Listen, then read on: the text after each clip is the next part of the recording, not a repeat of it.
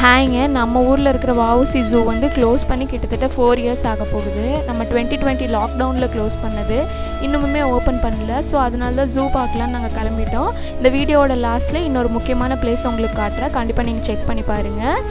இப்போ நாங்கள் எந்த ஜூக்கு வந்திருக்கோம்னா திருச்சூரில் இருக்கிற ஜூக்கு தான் வந்திருக்கிறோம். இங்கே பார்த்தீங்கன்னா நிறைய பேர்ட்ஸ் இருந்துச்சு. மெயினாக நான் ஏன் இதை காட்டுறேன்னா, நான் இது வரைக்குமே வந்து கிரே கலர் பேரட் பார்த்ததே இல்லை. ஸோ அது பார்க்குறக்கு ரொம்ப அழகாக இருந்துச்சு. ஸ்டார்டிங்கில் ஃபுல்லாகவே நிறைய பேர்ட்ஸ் தான் வச்சுருந்தாங்க.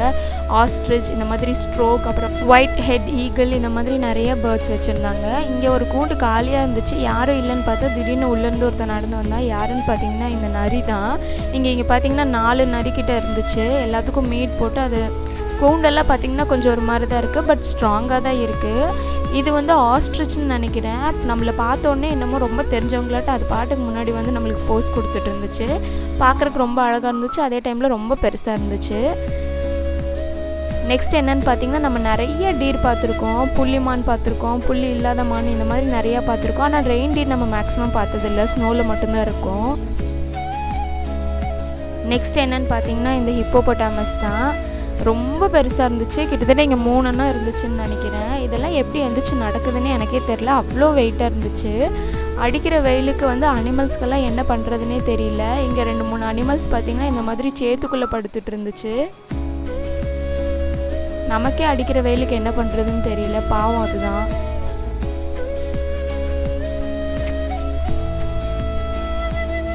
ஒரு 2 டைப் ஆஃப் புல் கூட இங்கே இருந்துச்சு. புல் வந்து ரொம்ப தூரத்தில் இருந்தங்காட்டி கொஞ்சம் தெரியலன்னு நான் நினைக்கிறேன்.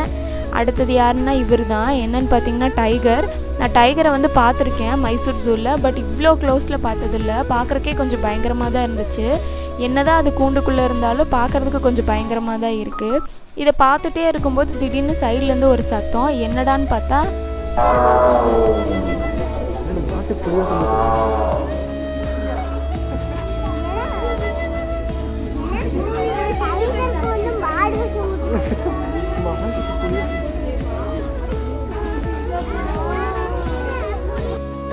எங்க அம்மா பத்தி பாத்துங்க.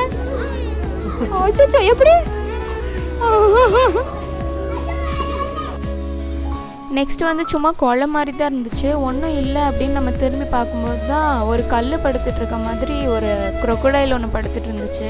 ரொம்ப நேரமாக அது அசைவே இல்லை, அப்படியே தான் படுத்துட்டு இருந்துச்சு. அப்புறமா இந்த மாதிரி பீகாக், இந்த மாதிரி ஆல்ரெடி நம்மளுக்கு தெரிஞ்ச மாதிரி அனிமல்ஸ் எல்லாம் நிறைய இருந்துச்சு.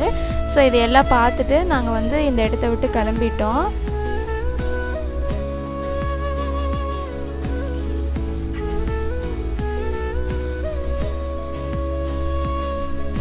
நெக்ஸ்ட்டு நாங்கள் எங்கே போயிட்டுருக்கோன்னு பார்த்தீங்கன்னா, நான் வீடியோட ஸ்டார்டிங்லேயே சொன்ன மாதிரி ரொம்ப ஒரு கோயம்புத்தூரில் இருக்கவங்களுக்கு ரொம்ப பிடிச்ச மாதிரி ஒரு இடம் தான். ஏன்னா நம்ம ஊரில் அது இல்லை.